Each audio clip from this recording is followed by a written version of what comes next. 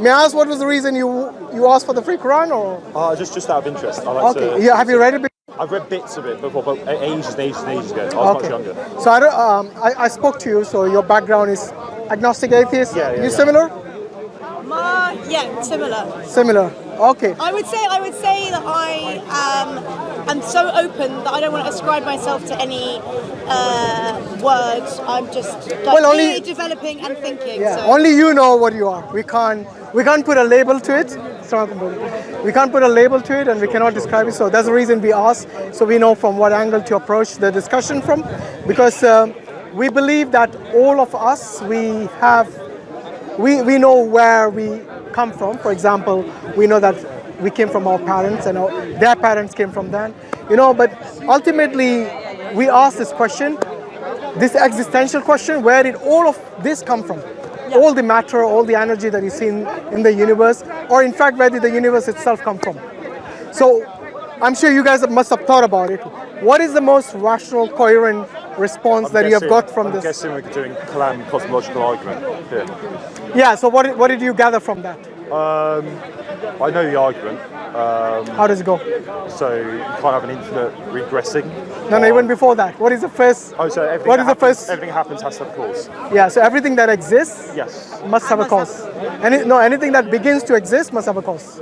Not everything that exists. Okay. So anything that begins to exist. We know that the universe began to exist, according to the scientific consensus, something like 13.8 billion years. Yes? So it must have a cause.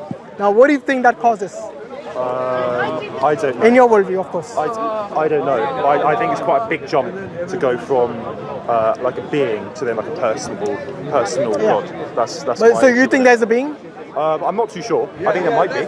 I don't think I can demonstrate if there is or isn't. So I think it'd be quite arrogant to say there isn't, because I can't say I can't prove I mean, the reason we say that there is an intelligent being behind all this is because we actually see design in this universe, whether it's from the most microscopic thing to the entire universe itself. That I do disagree with, though.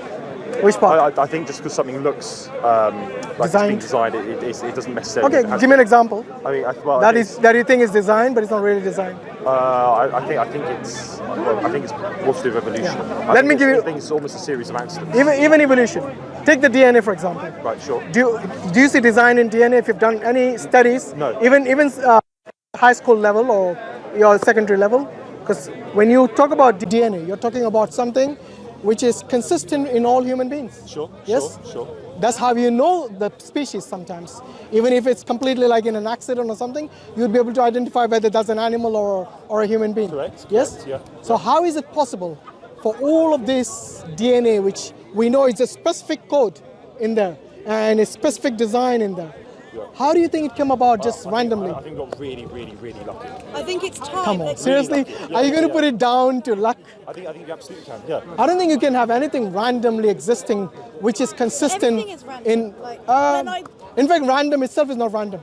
Yeah, I know. If you ask the people who deal with random, they'll tell you there are certain sequences in this, and hence it's not random. Could you just take consciousness, for example? I always question, well, how the hell are we conscious? Very good question, actually. Very good question. And what's the answer to that? First answer for me is we're never going to know. So I accept that we're never going to know. No, but you can't say we're never going to know. No. It doesn't mean I'm not going to continuously talk about it like we are. Yeah. But for me, I would rather, with creation, for example, I accept that as humans, we're going to have no idea of knowing. No, but why do you say there won't be? Accept just to not know and think and develop forever. But I will never know, and I will never say whether there is or. Why would you say you would never know? Because how would we? Unless you know the future, how can you say you will never know? You don't know the future, do you? It is like me saying I've lost a ring. I will never ever find it.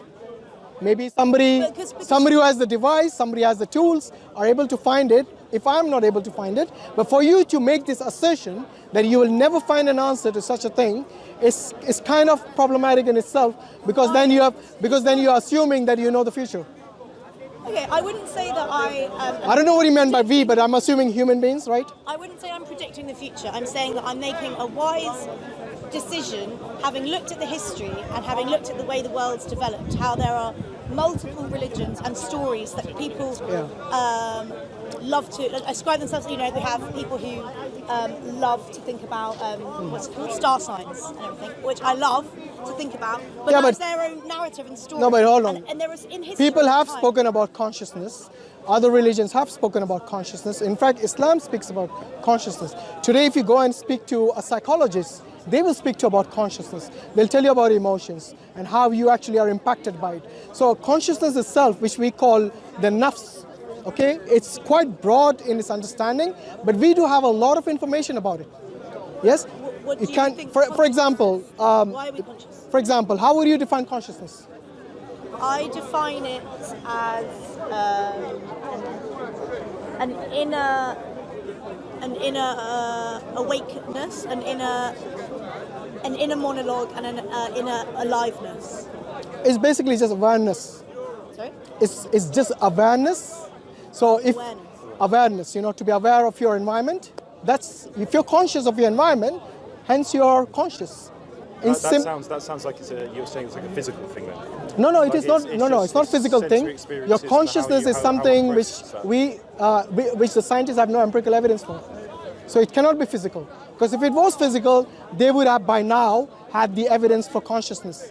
The reason it's called the hard problem of consciousness is because you, I, and all the scientists know that we have consciousness, yet they have no empirical evidence for it. But just because they don't have empirical evidence now doesn't mean they won't have it in the future. Exactly my point. That's what the lady was saying, that we will never know.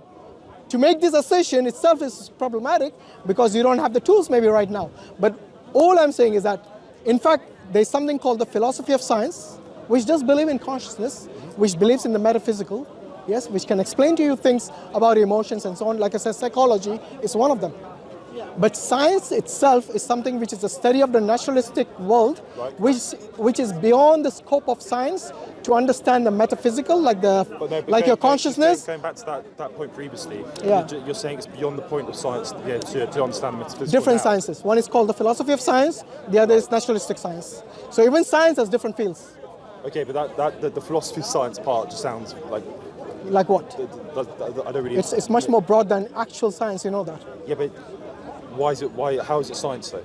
It is science because you cannot separate things like metaphysical. What is the philosophy of science? For example, things which are beyond just the naturalistic world, it takes that into account. Your emotions, for example. You cannot see your emotions in a lab or under a microscope and say, okay, this is how you're feeling now. So if I were to ask you, whom do you love more, your pet or your parents?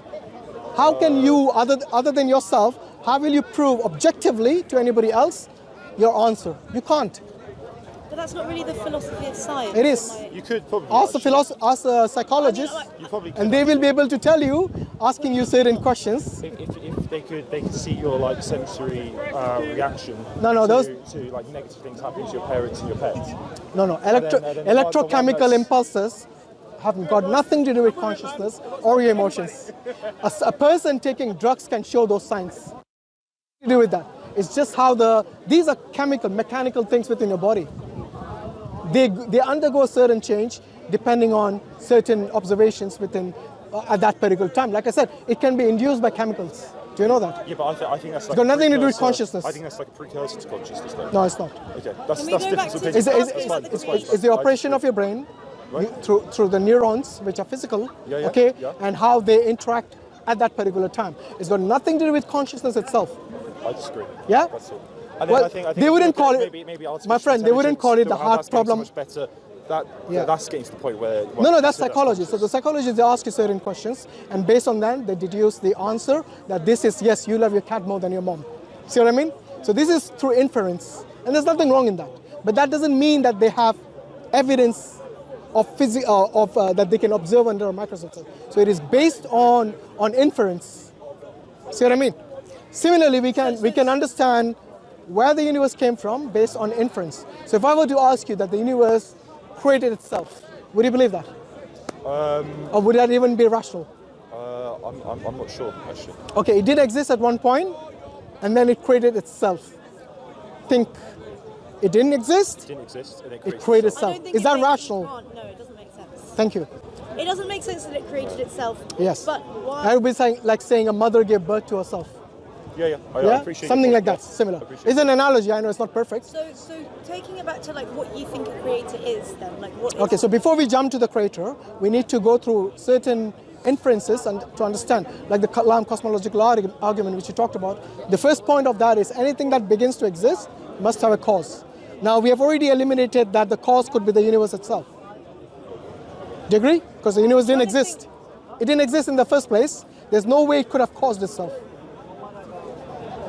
You answered the question already. I know this goes. I know how yeah, this we've goes, done. so I've done this as well. Okay. Go on then. But you answered the question for me actually, so I'm so glad. Let's vote for me. Alhamdulillah. Okay, let's say, Kate, say that we've taken that as a Yeah, as that a is fact. so that is taken care of. Yeah. Now the other possibility where many people say is that can something come from nothing? Think before you answer. Can something, like you and me, like the universe itself, can it come from nothing? And if you want, we can go through what nothing actually means. I know what it means, but I How do you define absolute nothingness? not even like a void. Yeah. There literally is Yeah. nothing. How would you define absolute So you nothingness? can't really define it. It's not like It's very hard Okay, to. let me rephrase that question. Does nothing exist? No. no. Good answer. I'm surprised you guys know this, mashallah. Let's work for me, like I said. Because many We times, study philosophy. alhamdulillah, you know, many times I have to actually go through a lot of lengthy discussions I'm sure. just to understand, make them understand that nothing doesn't even exist. Because absolute nothingness, I would define it as absence of everything. How is that for philosophical answer? Absence It's of spot on, I would say. absence of everything that you can imagine, that you can think of, that you It's know. impossible now that we're here, like that nothing Yeah. doesn't exist and it never. Yeah, so it doesn't exist. So something that doesn't exist cannot bring about something that does exist. Do you agree? Something that doesn't even exist, like nothing, Sure. cannot bring about something that does exist, like you and me. Okay. Yeah? Let alone the universe. Okay, so now we have eliminated two things. The universe cannot create itself. It cannot come from nothing. Now, what is the best alternative you can give me? Because I don't want to use any terms from my theist perspective and put it in your mouth. I want you to, because you guys come from a philosophical background, give me your best shot as to what could be the cause of the universe. Do you study philosophy? Or you have No, I did. I did it at A level. A level? Only a little bit. Okay, yourself? Yeah, but I did English as well. Oh, that's good. So Literature not does help. like loads. It does help, yeah. Shall we just say something? Let's say X. Something created the universe. I can take that. Yeah? I can take that something. Okay. Now give Thing. yeah, thing. It has to be, it cannot be nothing, so it must be To me, the opposite of it nothing cannot is be a something, right? Okay. Let's say something. It cannot be nothing, it has to be something. It definitely can't be a person. Okay, now we need to ask you what is a person. A human like you. Okay, yeah, it's definitely not a person. I agree. Okay, do you acknowledge it has a will? It has what? A will. Will. To bring something into existence, you need a will. I'm not sure about that. No, Why? I'm not sure either. How can something happen without a will?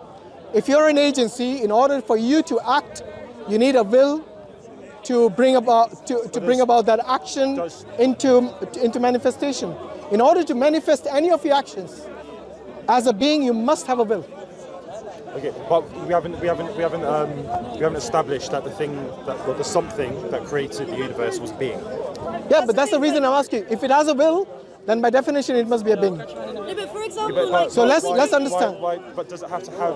When you say will, what Yeah. do you mean by will? In order to cause something. It's tried actively to do. No, this, not actively. In order to cause something, you must action it. Okay. Okay? But So if I were to move a ball, A leaf flying through the air, that's no will. But Yeah. It's still moving. yeah. I don't. So the think cause of that- something needs to have will. No, the cause of that is the wind.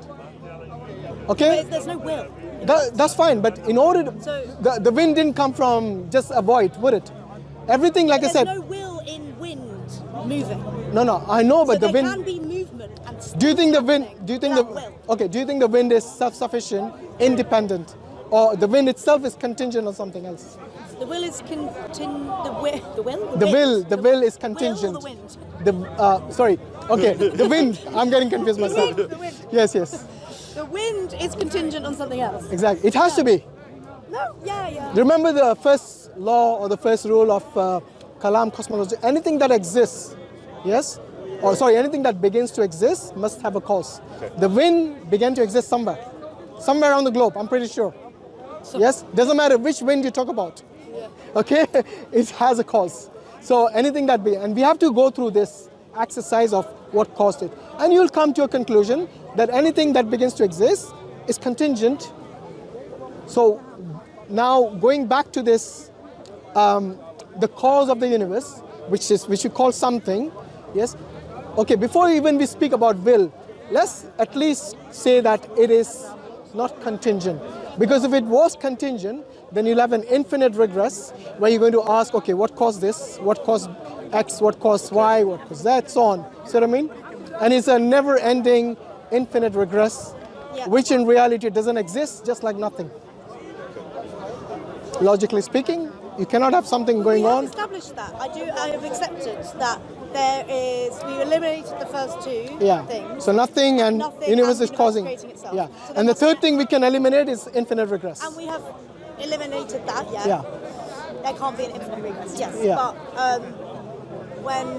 what we say, so there's something, fine, but you're saying that something needs to have will. Yes. That's what I'm not sure about. Because like I said, in order to cause something to come into existence when it didn't exist at all. No, just say, sorry, I didn't mean to. Yeah, sure. But think about it this way, like, if you have all the ingredients, because when we're talking about the universe, we're talking about like a really long time, and maybe people like to say that, things happen over a long period of time, and it's a mechanism. There's no need for will and all this stuff. If you think about it this way, like if you had the ingredients of a recipe in a kitchen, you just had the ingredients there with no willing agent. If you left it there for 1,000,000 years, will the recipe ever be made? So you could have all the right ingredients for a universe, for existing, all these things, right? But if you didn't have an agent with a will that willed this and took all these things and created this, To action it. You need something Yes. or someone to you need action it. somebody, an agent to do this thing. So you could tell now that Why this are we saying it's somebody?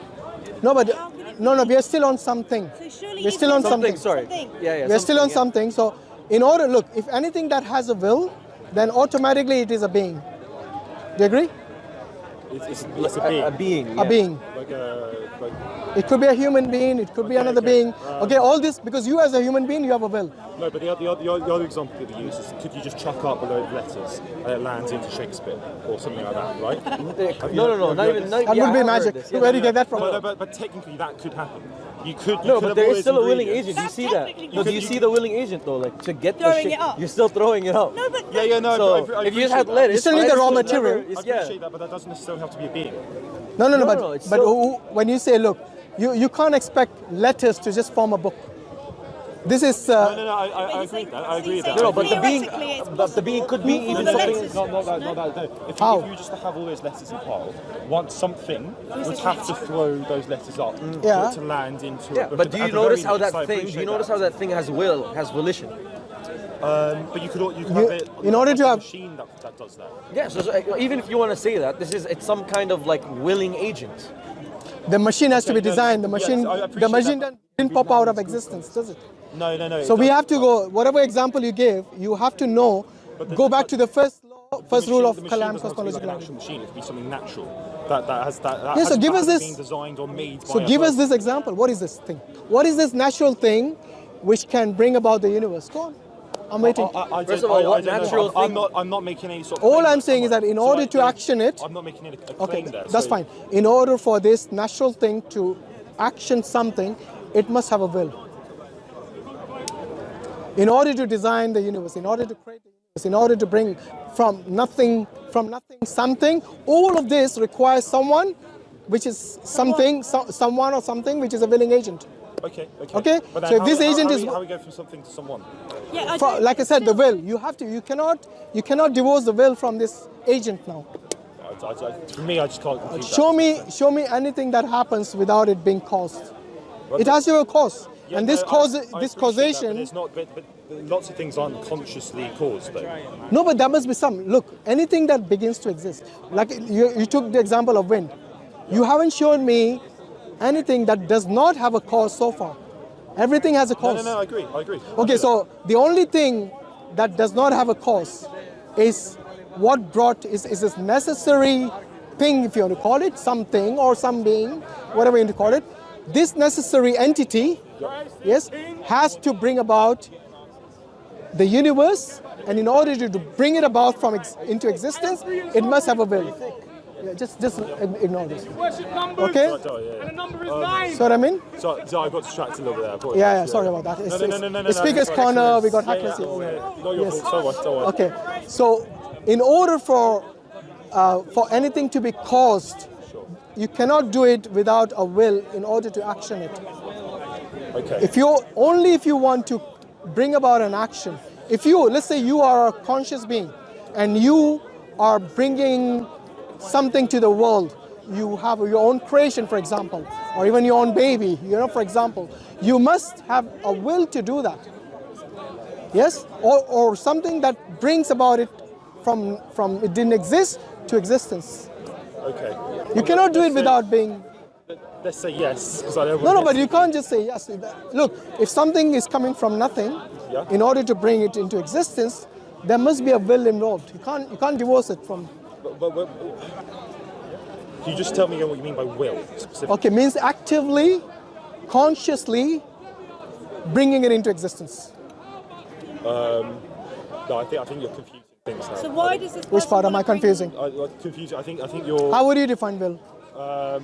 When you're willing to do something? Yeah, no, I'd say the same thing. Yeah, exactly. So why are you saying I'm confusing them? But lots of things happen. It's not. There's no conscious thought process. For every example you gave me, I'm pretty sure it has a cause. But here we have gone beyond that. We have gone beyond. A cause doesn't mean will, though. No, but the cause. Look, anything that has a cause, okay, then is either contingent, or it is non-contingent, like this first cause or the uncaused cause. Yes. In order for this uncaused cause to cause something, it must have a will. There's no other way around it. You show me why that is incoherent. Because what we talk about is everything in the universe that you give example, it is something which is dependent on something else. Hence, the causation is contingent and Trying to think. which is a good thing, as human beings, that is our best tool. More of like a semantic argument here.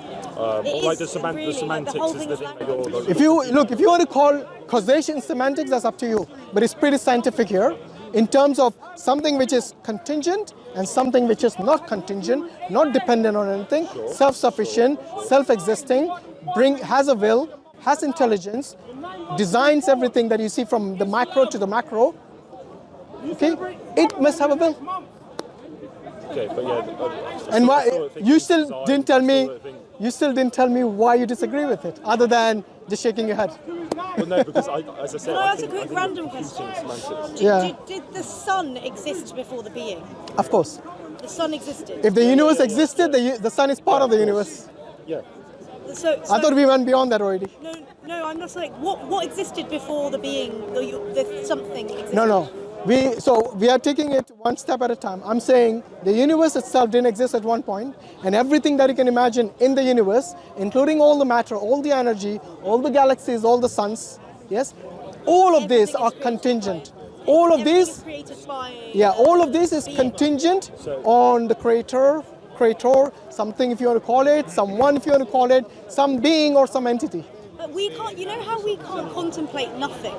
Yes. So what happened? What was there, or what existed before that? Then. Yeah, we can't contemplate. I agree with you. You can understand the concept. Yeah. Like you can understand the words. I can't understand the concept. Well, let's see. So, absolute nothingness is the absence of everything. Yeah. We already eliminated nothing. But that's just language. That's just like words that we've used. Like we can't actually contemplate. Okay, I'll give you a good example. Your ideas have to be put into words. There's these. In order to communicate, that's the only way human beings can communicate. Yeah, but just because we can put it into words doesn't mean. I'll show you. I'll give you a good example in geometry. Yeah? In geometry, there's these shapes.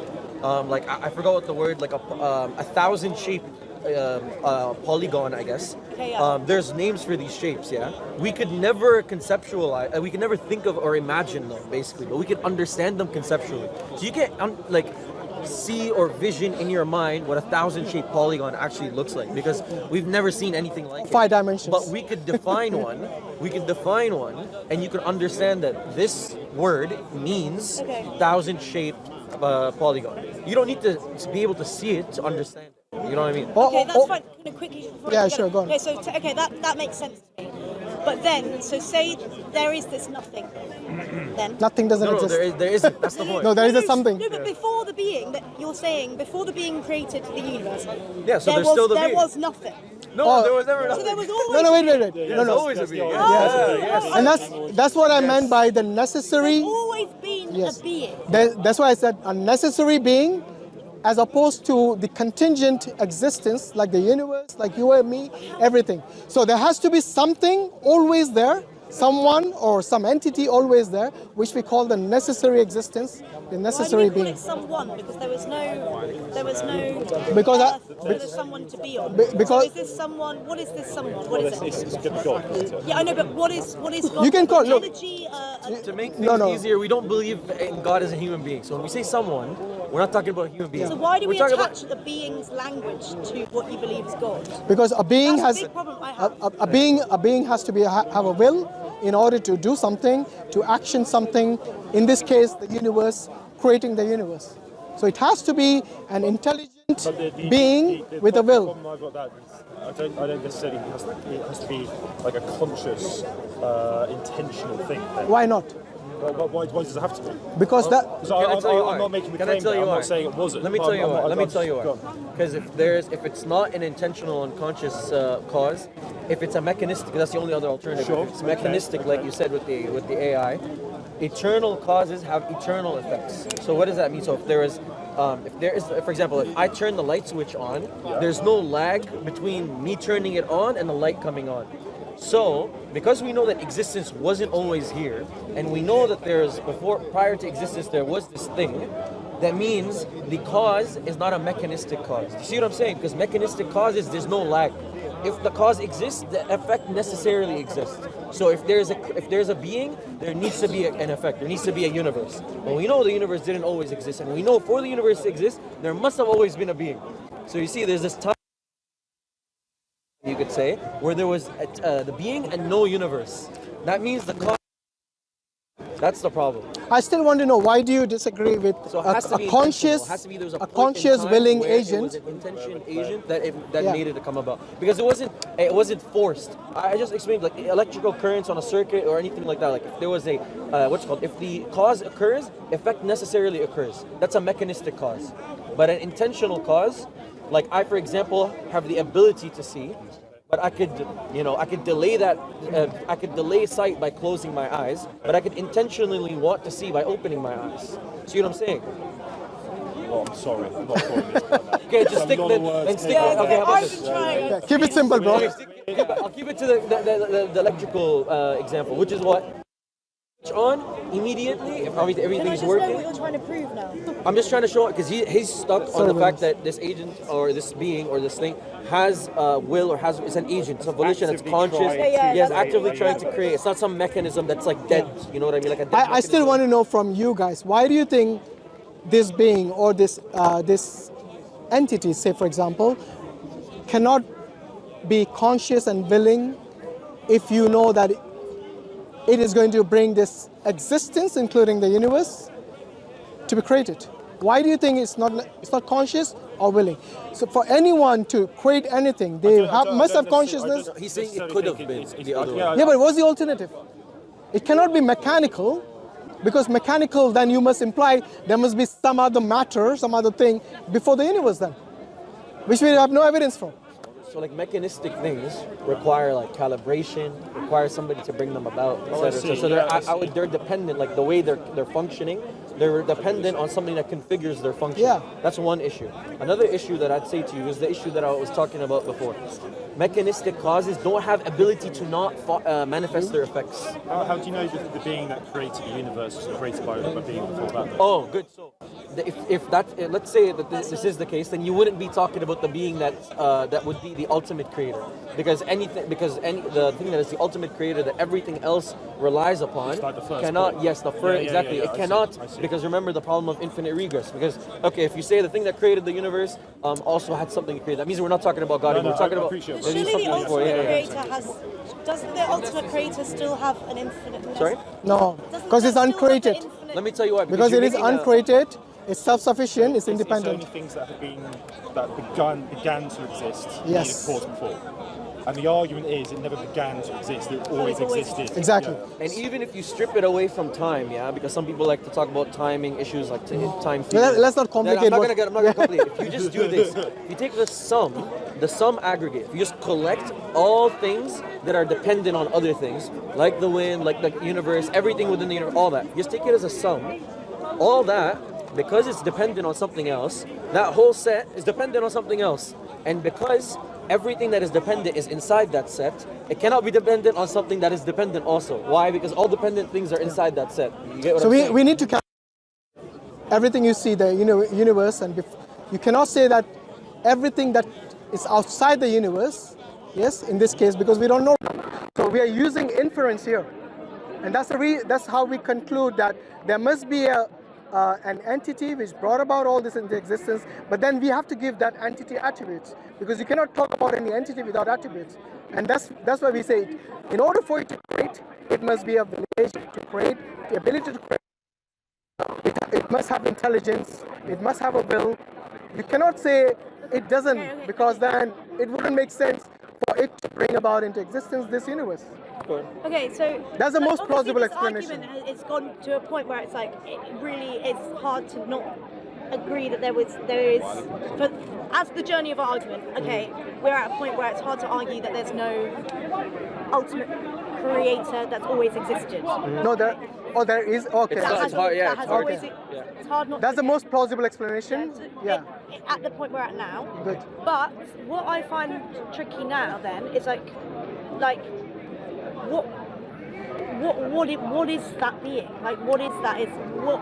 Because like I accept that loads of things can't be explained in our world, in our like things are so nuanced and crazy, and sometimes you can't explain things. But some things we can explain quite well, and even if we're wrong, we'll science is evolving. No, that's But I've never had anyone say an explanation to me of like what scientifically, or not even scientifically, I don't care about science, but like what even is that being? Like, is it energy? What is it? Okay, so are you asking what it is made of? Yeah, sorry. What's it made of? Okay. And what does it look like? Now And you what does see. it- and how does it will? Yeah, Where does the will come from? Because we know will comes from our brain normally. No? Not really. You can be willing. So if you say your heart, for example, Okay. could be heart, could be a Willing brain. comes from All of that, animals, yeah, living. all of it goes back to your consciousness. All of this, including your will. Okay? If you're conscious, only then you can willingly do something. Okay. Okay, if you're unconscious on a bed, even if you're willing, I don't know, metaphorically, you still can't do anything. So it goes back to your consciousness. And then we believe that God, because now I'm using the term God for the first time, in case you didn't notice, because we have come to the conclusion that this being is intelligent, has a will, and has the ability to create. At least these three things we know that. And the other thing is it's uncreated, because otherwise it would be contingent. So it is a necessary being in this case, and the necessary being at least has these qualities, these minimal qualities at least. Now, when we look at the Quran, we know that this being is able to communicate with us. Okay, so it didn't just create us and then say, yes, go about your daily life as you wish. No, it is able. If God is able to create the universe, is able to communicate with us, and this is. Isn't it easier to communicate with them? Why is it? Sorry, why is it? Why isn't it easier for us to communicate? Why is it a question? No, Why because is it a question for us? Why are we talking about it? Okay. Why don't I know if he exists? because the reason you haven't maybe looked into it, just like you got the Quran today, maybe, alhamdulillah, inshallah, you read it, and then you'll be able to answer those existential questions.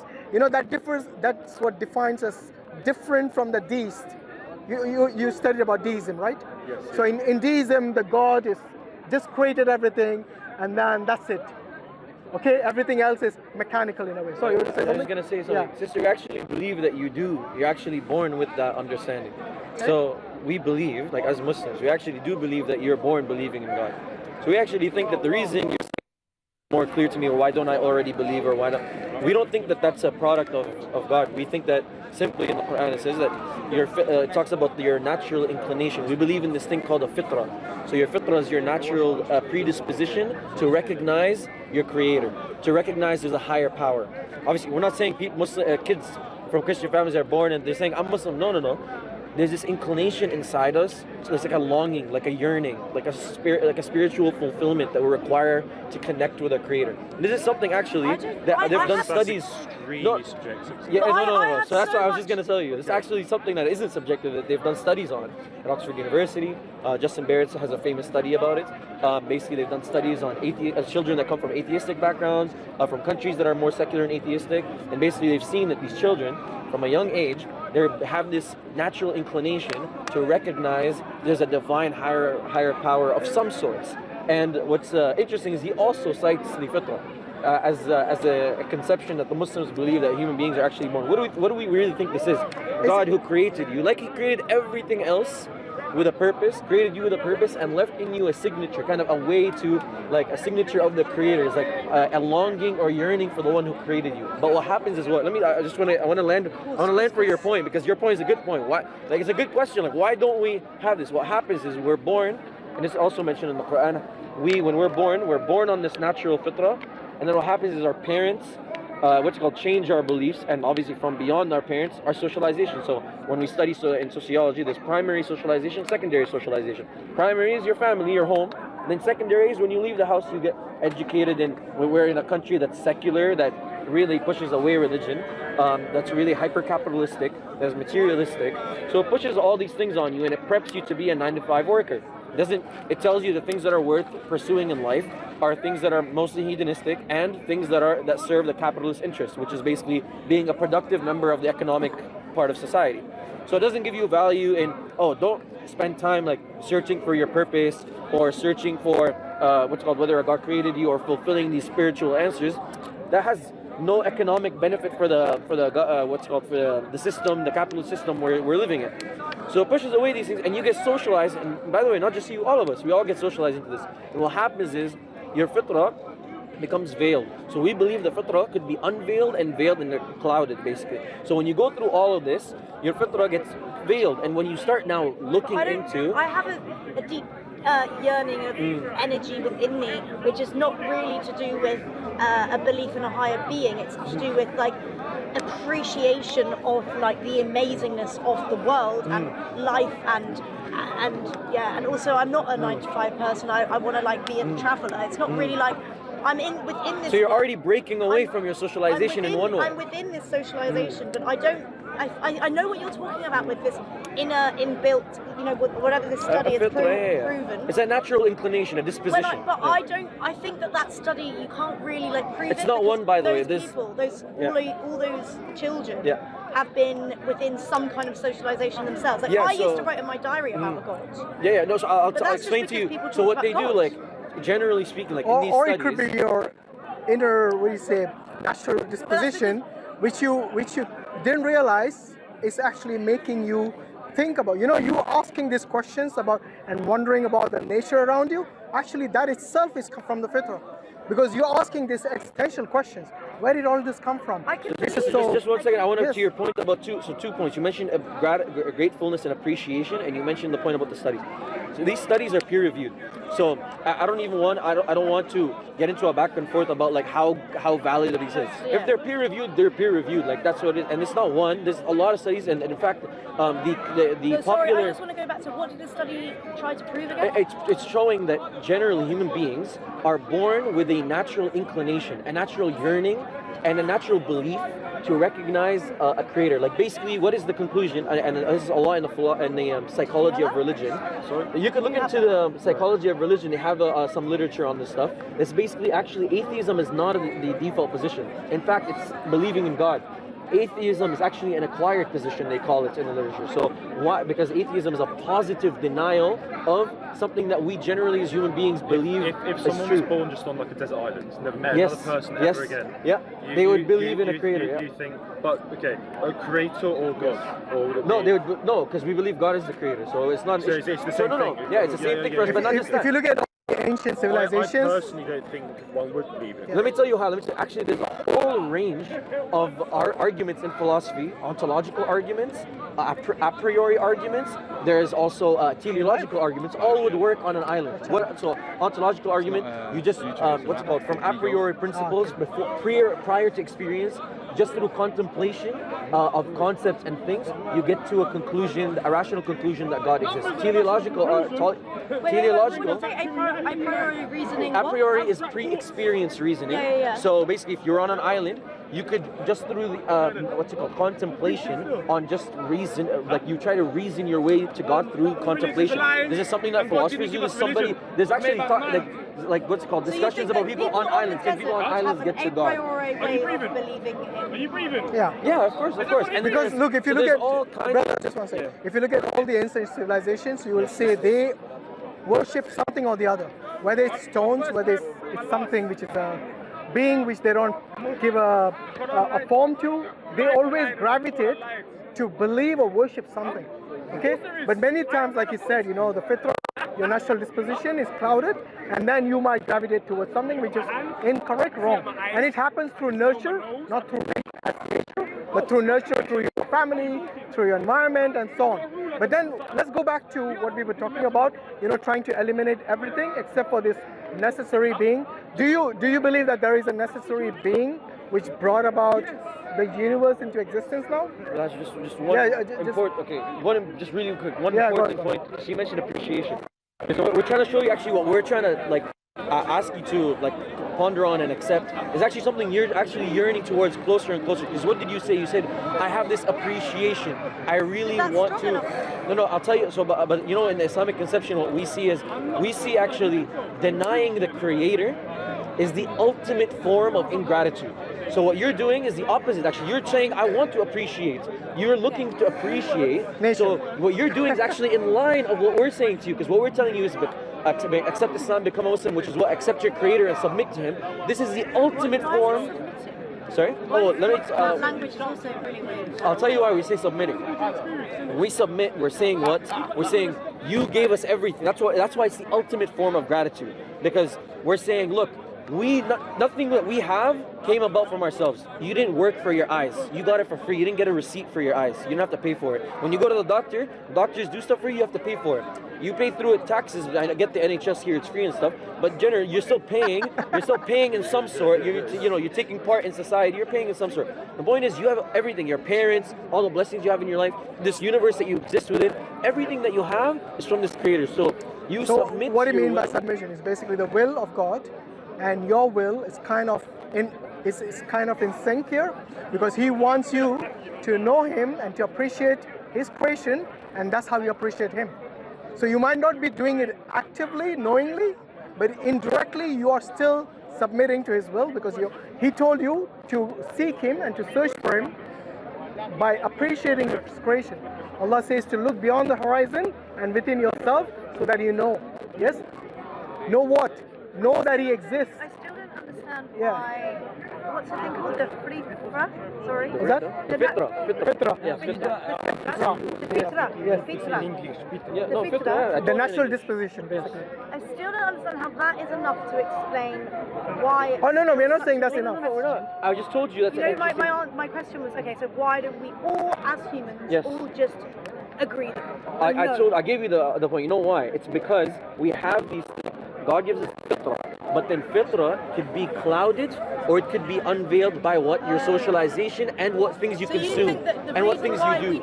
Not everyone agrees with or believes in God is because Their fitrah has become veiled, yes, because of things they've consumed. For example, somebody who consumed a lot of even experiences. Somebody who went through horrible experiences with religious people clouded their fitrah, and then they started doing, for example, very irreligious acts that also clouds your fitrah. Then they consumed a lot of atheistic literature, also clouds your fitrah. So basically, it's a part and parcel with living in a multicultural society where you'll meet people from all walks of life. You also will commit actions. Some of them are good actions that will uncloud your fitrah. Some actions are actually actions that will cloud your fitrah. For example, somebody will tell you, "Oh, I don't know why I can't connect or seek with God," but then they do ungodly actions. We believe that ungodly actions, of course, they cloud your fitrah, and they cloud in the same way. You know the concept of numbing your conscience. Like I don't like, for example, somebody who's like trying to seek God but is killing people. Like, you see what I'm saying? So they will have a. But what about a more realistic? Like, what about a more realistic example? Somebody who's lying all the time. Somebody who's cheating people out of wealth. Somebody who's cheating on their wives. Somebody. Okay. Yeah, any actions that are immoral in the sight of God, and you're doing them, but you're saying you try to seek God. This will cloud. This will numb your conscience. It will numb your fitrah. It will. Yeah, I think we probably have done an over fitrah thing here. Yeah. She had a point about why do people not believe. Yeah. So basically, earlier when I said God is able to communicate with you, that is something that you need to ponder on. Because if God can create all this universe, then surely He can communicate with us. And the communication, Allah says in the Quran that God sent messengers and prophets to all the nations of the world. So it's not like He has left us unguided. So the guidance for us is that. And that is what we mean. If you read the Quran and you ask questions based on that, you come to the understanding that this life of ours has a purpose. Like everything that we have, even your clothes, even your necklace, it has a purpose. Why do we as human beings, who are more complex than anything that you see around, not have a purpose? See what I mean? And this is what we need to align ourselves with. What is the reason we are here for? And what will happen to us? One day we're all going to die. Whether you believe in God or you don't. Yes, whether you're a strong believer or you're completely the opposite, The question is this: if we die, and we know we're going to die, not if, certainly when we die, yes, the question is... Do you think we could still live because we don't know the Say again? Do you think we could maybe not die because we don't know the future? No, but even in future... we're all Just mucking around. No, yeah, I know, but... You believe before, you don't know the future. Yeah, I know, but even scientists, trust me, even if they go future, at best, they're thinking about extending your life, not making you eternal. Right. Because I don't think anybody wants to live eternally. Not quite that long. You know what I mean? Yeah. Can you imagine that? Okay, so We're gonna die. imagine you die, yes, and then there really is God, and there really is an afterlife, and you have to have accountability for everything that you did in this world. Yes. Now you tell me, who has taken the bigger risk? The ones who are prepared for the afterlife, or the one who says that maybe there's a God, maybe there's an afterlife, we don't know, and we'll live our life the way we want?